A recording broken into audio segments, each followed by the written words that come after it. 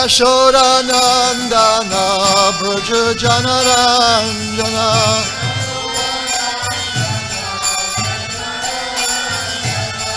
Yamuna Tira Vanachari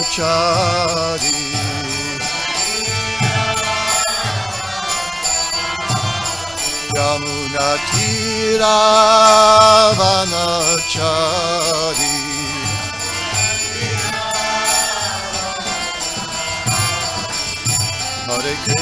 Hare Krishna, Krishna Krishna, Hare Hare, Hare Rama,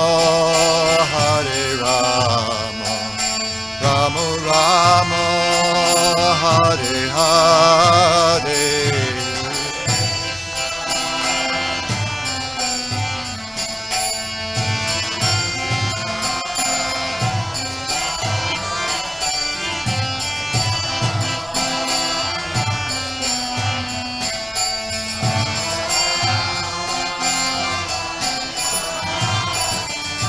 Hare Krishna,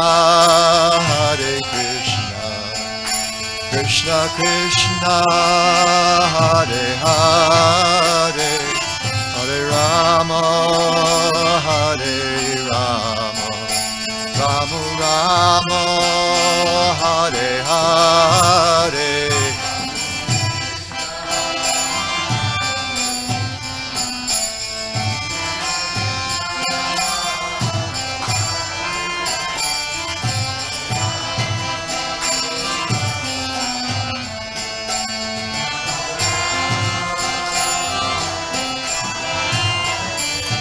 Hare Krishna, Krishna Krishna, Hare Hare, Hare Rama, Rama Rama, Hare Hare.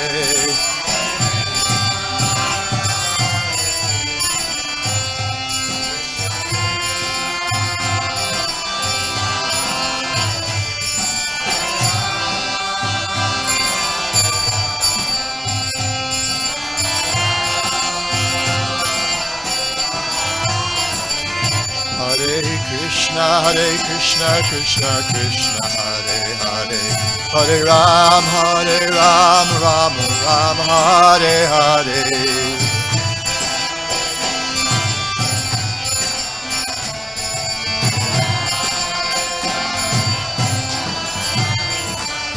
Hare Krishna, Krishna Krishna, Hare Hare, Hare Ram, Ram Ram, Hare Hare.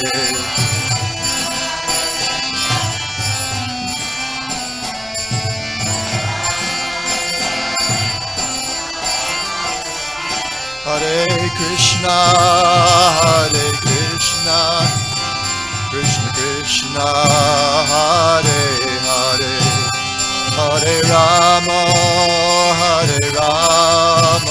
Rama Rama, Hare Hare.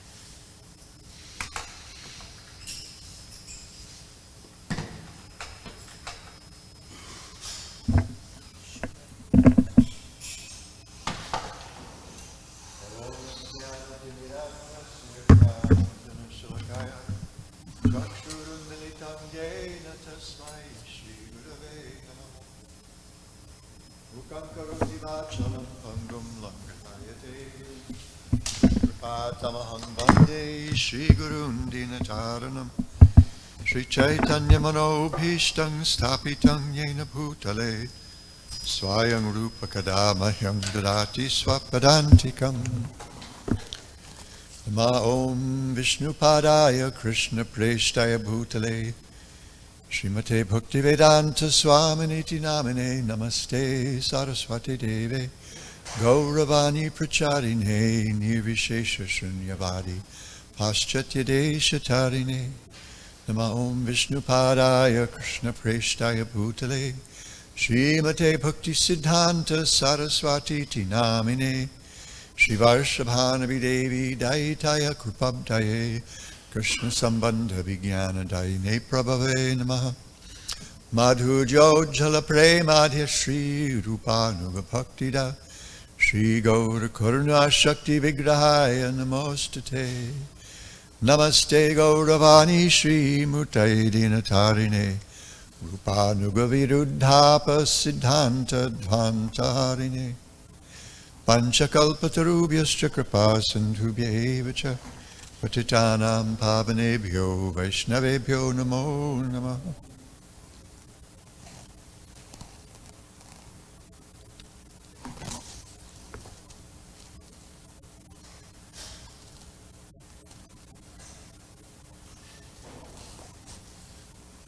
Obeisances to all the Vaishnavas. I humbly beseech your blessings. This is not expected, but I'm delighted again to be here in New Dwarka, and especially on this occasion. This is the 150th anniversary, the sesquicentennial of the appearance of His Divine Grace, Srila Bhaktisiddhanta Sarasvati Prabhupada.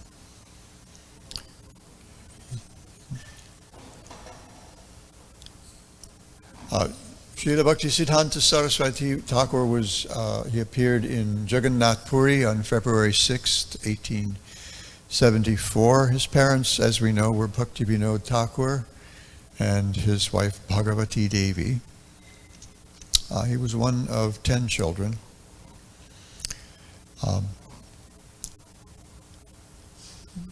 A few months, maybe 8, 9, 10 months after his appearance, the family moved.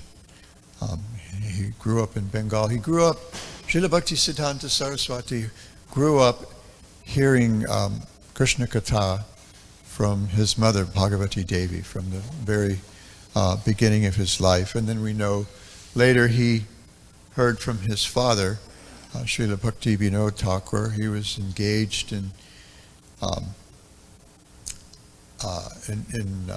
helping Bhakti Vinod Thakur with editing some of his books. He went to a Sanskrit college and dropped out. I was happy to hear that, having been a dropout myself.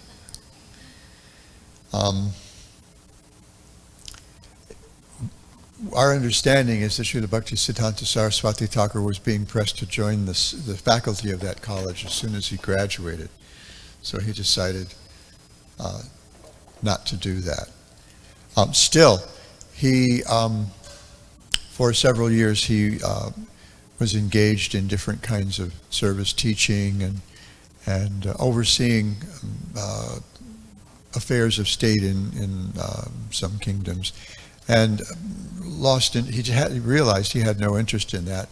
Srila Bhaktivinoda Thakur also realized that. When he was in college, he started a group called the August Assembly. And among the requirements for membership was celibacy, complete brahmacharya.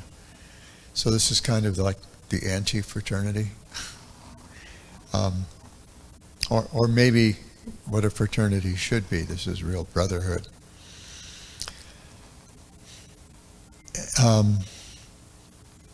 He had he was actually, his followers consider that he was called by Srila Bhaktivinoda Thakur, who himself had a strong desire that someone would come to help him propagate Lord Chaitanya's teachings in the modern age. Bhakti Yoga, Gaudiya Vaishnavism had been largely restricted to village life in parts of Bengal, Orissa, and around Mathura and Vrindavan. And at the time, and in the years between Sri Chaitanya Mahaprabhu's disappearance and Bhaktivinoda Thakura's appearance, Gaudiya Vaishnavism had fallen into disrepute because of different splinter groups that had emerged over the years. This actually began to happen quite quickly after Mahaprabhu's own disappearance. The occasion for the composition of Sri Chaitanya Charitamrita by Srila Krishnadas Kaviraj Goswami was the instructions of the 6 Goswamis, I think especially Jiva Goswami, that he composed something in Bengali to present Lord Chaitanya's identity, character, and teachings as Mahaprabhu shared it with the 6 Goswamis of Vrindavan. Actually, side note here, Krishnadas Kaviraj studied with all the 6 Goswamis plus Bhugarbha Goswami and Lokanath Goswami. So he studied with 8 Goswamis of Vrindavan. And this great work of his was partly meant for galvanizing the Bengali devotees. So all the previous kind of hagiographical biographies of Lord Chaitanya had been written in Sanskrit, and not everybody in Bengal was a high-class Brahmin who was expert in Sanskrit. So Krishnadas Kaviraj composed Sri Chaitanya Charitamrita in Bengali. So this is a little revolutionary in itself, a little bold. And we may know the story of how Chaitanya Charitamrita and the books of the other books of the Goswamis found their way to West Bengal. There was a great adventure in between. But this was actually in itself a great innovation. And Krishnadas Kaviraj explained that he avoided Sanskrit as much as possible, but he said, in order to support my assertions, I need to cite the Shastras. They're in Sanskrit, so deal with it. I sometimes refer to it as a sort of apology, but it really wasn't. There's, he just said, this is the way it is, and figure it out. So that was a little innovative in itself. Bhaktivinoda Thakur, as we know, was also a reformer, an innovator. About 25 years ago, I wrote an essay that's been around on the interwebs a few times in different places that I called Considering Srila Prabhupada's Mercy. It came out of an Ishtagosti at the San Diego Temple in the late 90s, maybe 98 or 99, dealing with a certain problem of outside influence. And I was asked to participate in this. I was reluctant to do so, but I was pressed to do so because of the regard the community in general had for me. And so they wouldn't proceed with this until I agreed to participate. So finally I did, but I said, here's what I'll do. What I'll do instead of what you might think I'm going to do, what I'll do is just share a little bit of how I think Srila Prabhupada's presentation is unique. And that I was asked to turn that talk into an essay for their Janmashtami souvenir magazine, and it was published in that maybe 2 or 3 years in a row. So I call it Considering Srila Prabhupada's Mercy, and I'll just share the first few paragraphs including the paragraphs about Bhaktisiddhanta Sarasvati, just so you kind of see where I was going with this.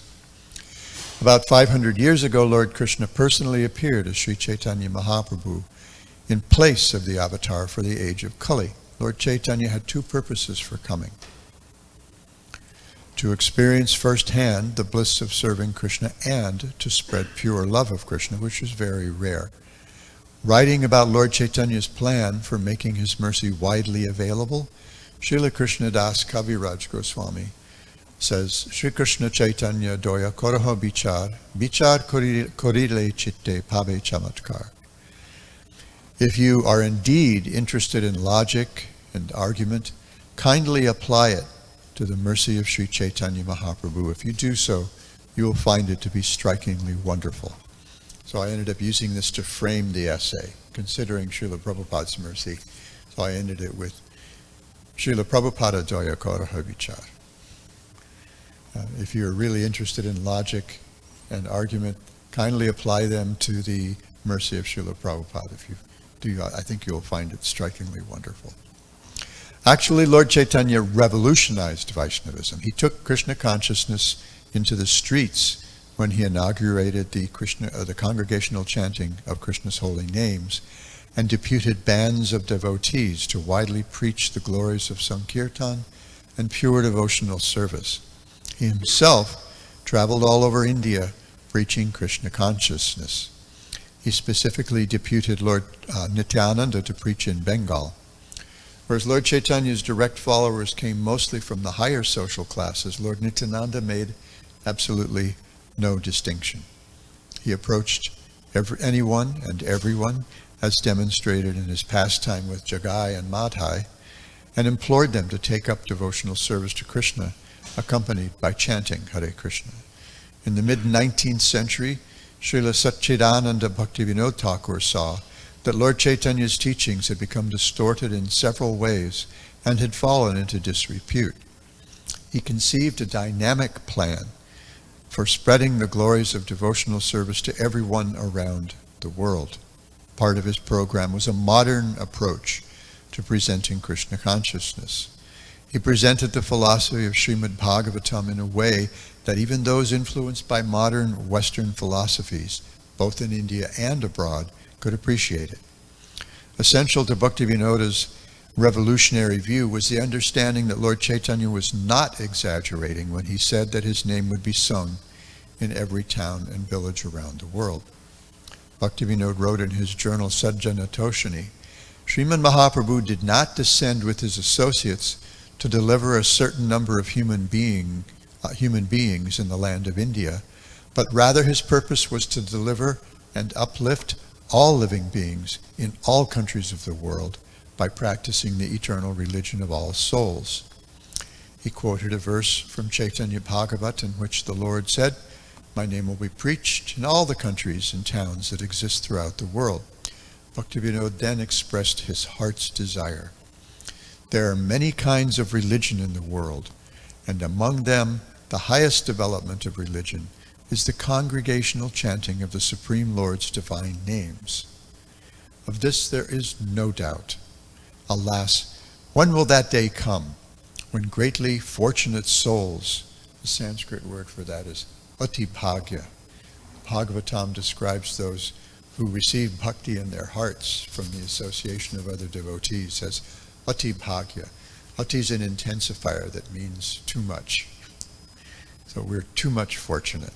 We're incalculably lucky. Alas, when will that day come when greatly fortunate souls in countries such as England, France, Russia, Prussia, and America will take up banners, kettle drums, mridangas, and karatals, and thus cause the ecstatic waves of Harinam Kirtan and the singing of Sri Chaitanya Mahaprabhu's holy name to rise in the streets of their towns and cities. Oh, when will that day come when pure and transcendental Vaishnava Prema will be the only religion, and all tiny sectarian religions will meet in the unlimited and universal religion of Vaishnavism as rivers merge into the great ocean. Oh, when will that day come? Bhaktivinoda Thakur's plan for propagating Krishna consciousness also included reviving a scientific Daivi Varnashrama system to help society make more conducive to spiritual culture. He passed this vision of preaching Krishna consciousness to his son, and Shiksha disciple, Srila Bhaktisiddhanta Sarasvati Thakura, who extended Bhaktivinoda's revolution by taking concrete steps to reinstitute Varnashrama Dharma, asserting that Vaishnavas are as good as Brahmanas. Bhaktisiddhanta Sarasvati gave his disciples the sacred thread at initiation, regardless of their family lineage. He also reintroduced the ashram of Tridandi Sannyas to Gaudiya Vaishnavism by accepting it himself from a picture of his spiritual master. Just see how bold. Moreover, he created an organized institution for systematically propagating Krishna consciousness and trained his disciples to aggressively confront all forms of false religion. Throughout his preaching career, Srila Bhaktisiddhanta Sarasvati exhorted everyone he met to help spread Krishna consciousness to the entire world. And then this is the transition to Srila Prabhupada. So this was a short essay. So I did a lot of condensing. Close this. So we see evidence of Srila Bhaktisiddhanta Saraswati Thakura's revolutionary approach, especially around the time he took sannyas. In 1905, we know he took a vow to chant a billion holy names. This took several years. He lived in Mayapur in a grass hut, just chanted day and night, cooked some rice once a day in a clay pot, and lived on that for all those years. The result of that was this bold, innovative preaching campaign that included, following Bhaktivinoda Thakura's example, included using modern technology to spread Krishna consciousness. Back then, modern technology meant the printing press. And when we look at the logo of the Gaudiya Math, which Srila Prabhupada had put on the gate of Mayapur Chandrodaya Mandir back in the 70s, I guess it's not still there. I don't remember noticing it when I was there last year. The logo is a circle, and it's divided into sections. On one side, there are some representations of the Vaidhi Marg, and on the other, Raganuga Marg. And what we see on the side for the Vaidhi Marg are deities of Lakshmi Narayana, the Vedas, and some arati paraphernalia representing the Pancharatrika Vidhi. And the Bhagavat Vidhi and the Raganuga Marg is represented on the other side by depiction of Radha and Krishna, Srimad Bhagavatam, coal and kartals, and a printing press. Far out, huh? He also used the radio. Bhaktisiddhanta Saraswati Thakur had a different approach to being a Gaudiya Vaishnava teacher. Generally, they were at least those who were more orthodox, not part of the really strange Sahajiya groups. They kind of devolved into Goswami castes. The lineage was passed down seminally through the families, and if you wanted to become initiated as a Gaudiya Vaishnava, you had to find a guru in some of these people's estimation in one of these families in Bengal or Orissa or in Uttar Pradesh. Bhaktisiddhanta Saraswati Thakur had a different idea. His idea was that Krishna, following his father's footsteps, it should be presented in a modern way to modern people, and that meant going to the city. His own guru, Srila Gorakishore Das Babaji, was not at all inclined toward leaving the Holy Tom. And he, how might we say it, kind of called Bhaktisiddhanta Sarasvati Thakura on the carpet for going to Kali's kingdom, Kalikutta.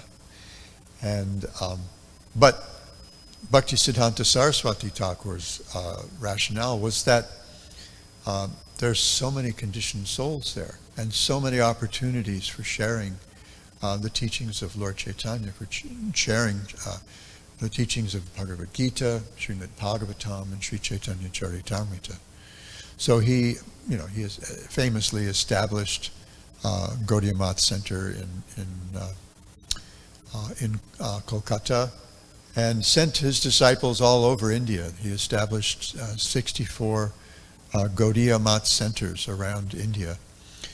There's an instance where Srila Prabhupada recounts when he was living in Mumbai. He would go out with a couple of his godbrothers collecting. They would go out to collect money to establish a Gaudiya Math in Mumbai. And I think it was Bhakti Saranga Goswami Maharaj would kind of like make an introduction. Bhakti Rakshak Sridhar Maharaj would like expand on the philosophy, and Srila Prabhupada would close. He would close the deal. And he was so good at it that devotees suggested to Srila Bhaktisiddhanta Sarasvati Thakura that perhaps he should be managing the math. And Srila Sarasvati Thakura's response was, no, don't bother him. He's doing fine as it is, and in the future he'll do everything.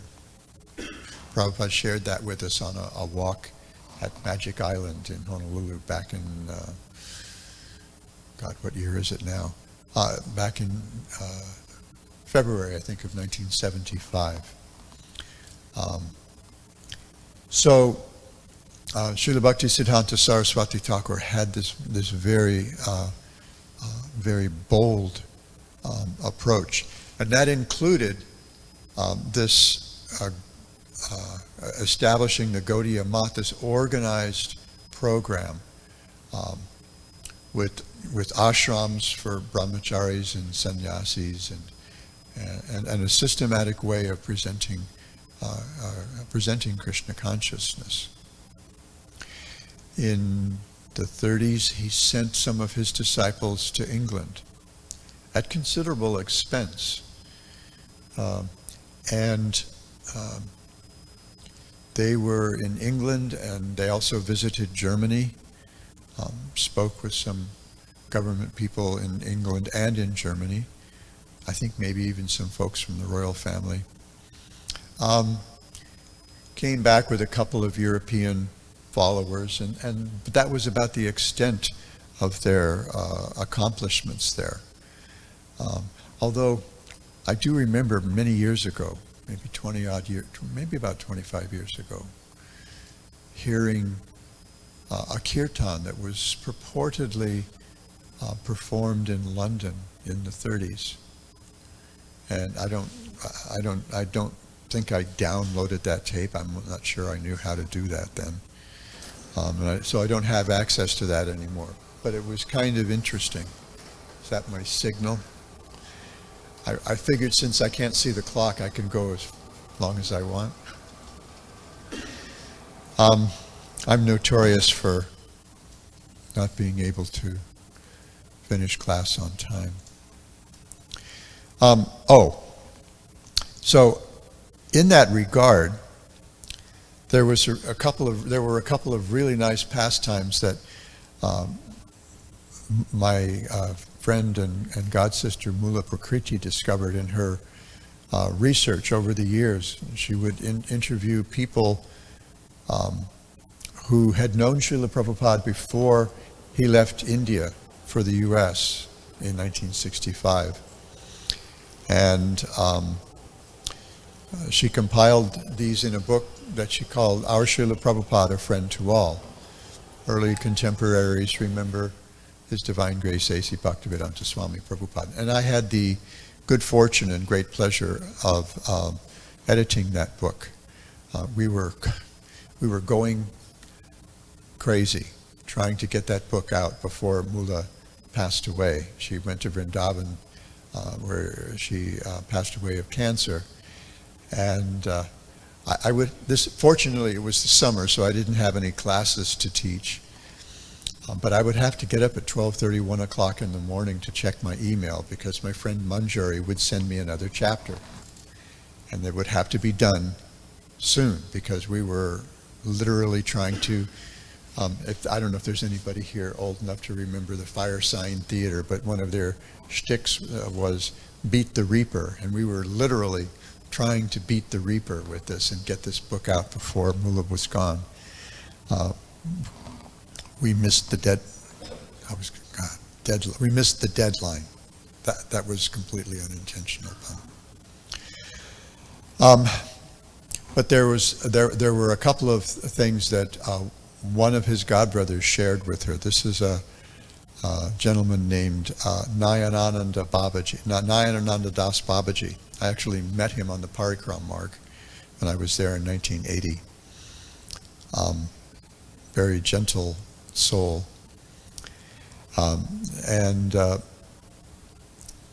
He shared a couple of things.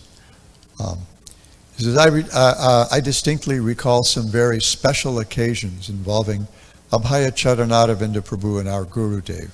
The first occurred at the Sri Chaitanya Math in Sri Dham, Mayapur.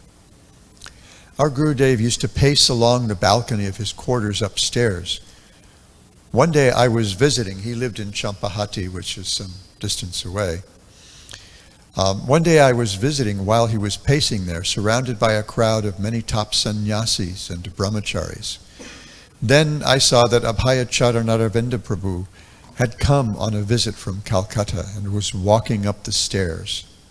Somehow our Gurudev immediately noticed him coming, and as he was walking there by his doorway, he motioned for Prabhu to come near him. Prabhu approached him slowly and humbly, and Gurudev greeted him warmly and affectionately, and then opened the door and beckoned Prabhu to come inside alone with him. They remained inside for some time. All the other devotees were amazed that Gurudev showed his preference to a grihastha in white cloth living outside at the math. Everyone was discussing this. I especially noticed how beautiful and effulgent he was. How beautiful and effulgent he was looking when he came out of the room.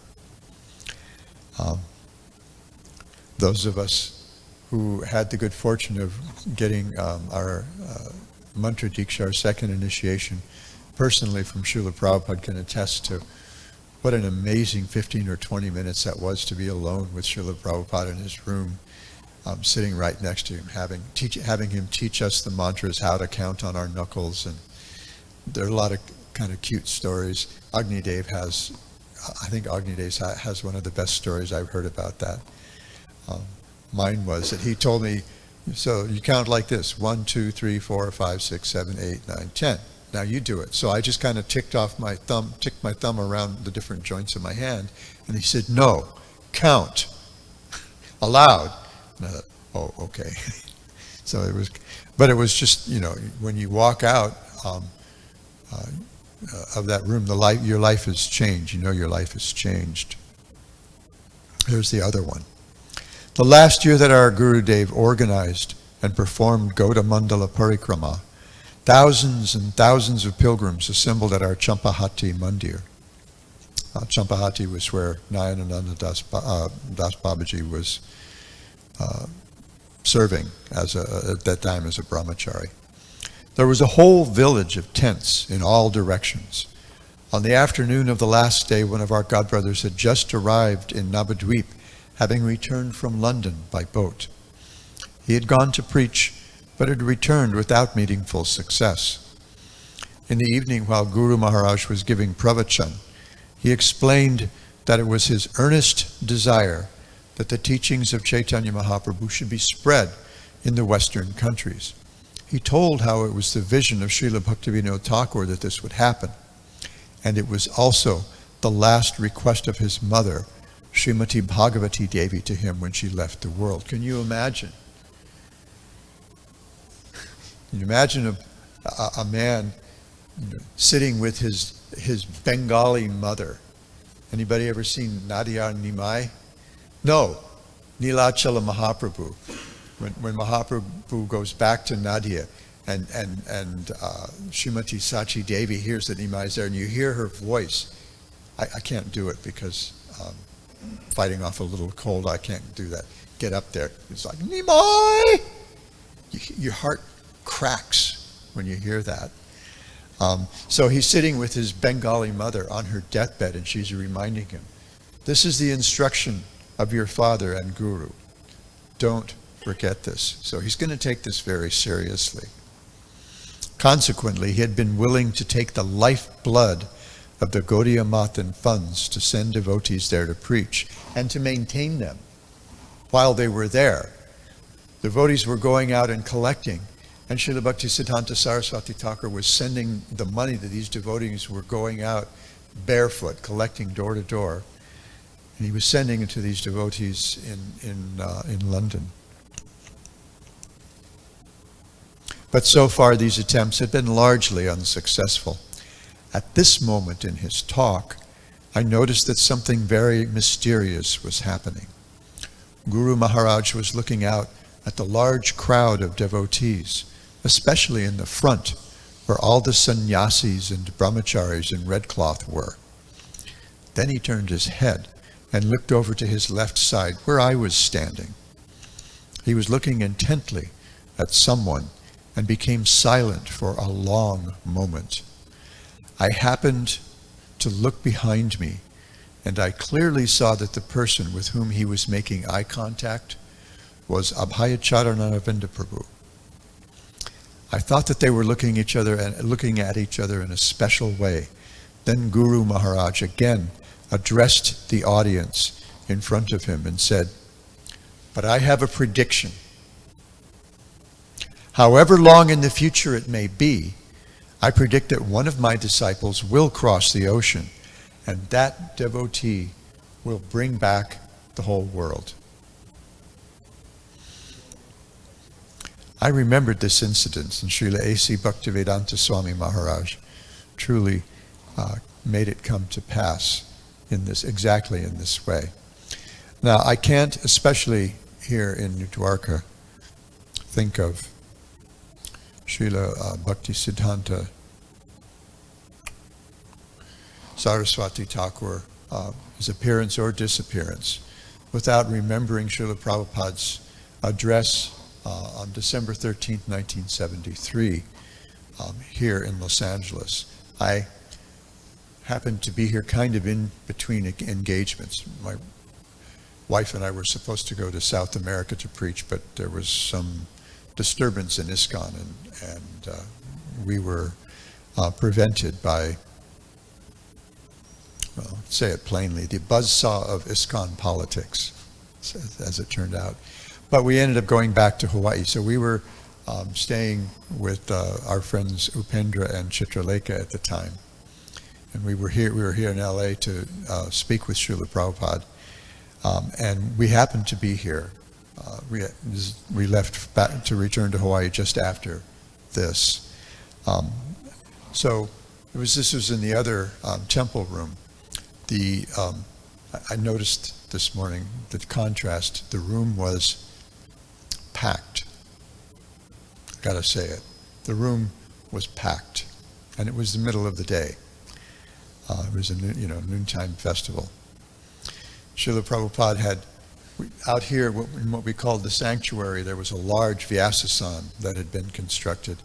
Prabhupada had them bring that Vyasasan in and bring that portrait from his room and place it on the Vyasasan, and he personally offered arati to Srila Bhaktisiddhanta Sarasvati Thakur.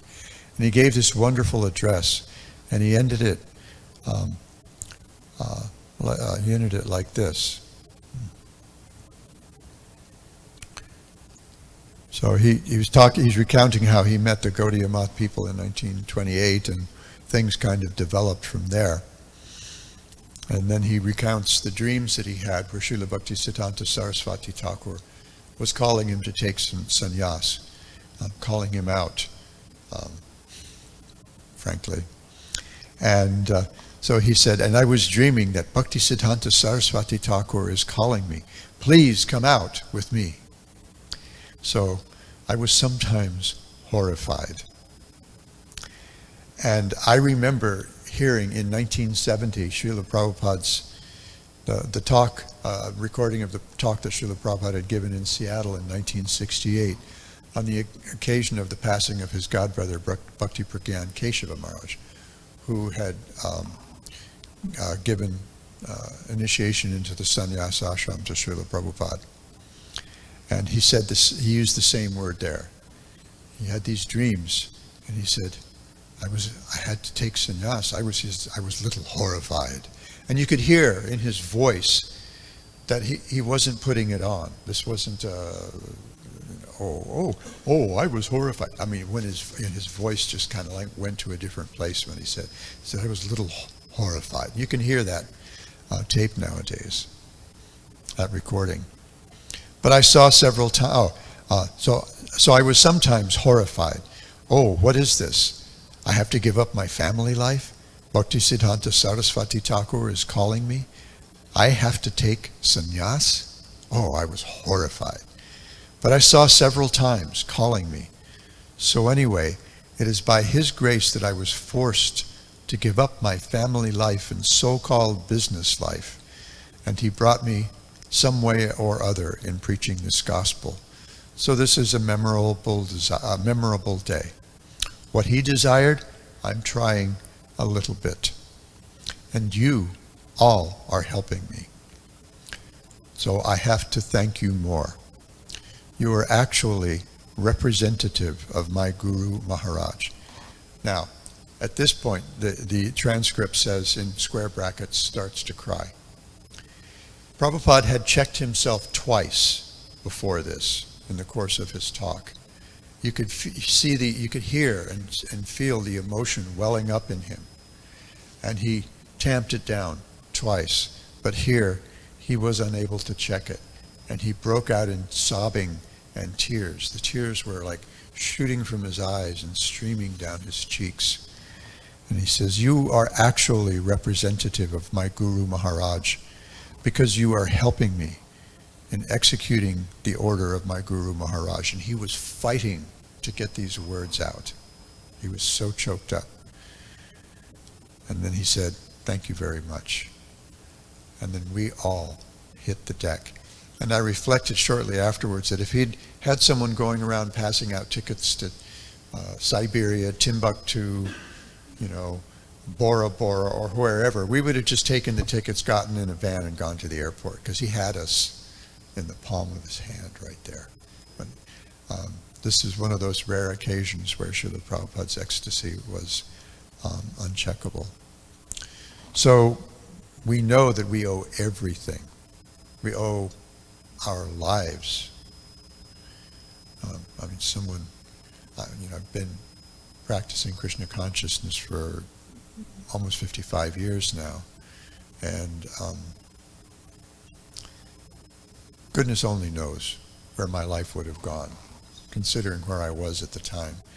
I wasn't like a street person or an addict or anything like that, but it was the 60s, and my life was becoming a little disheveled in some ways, a little undone.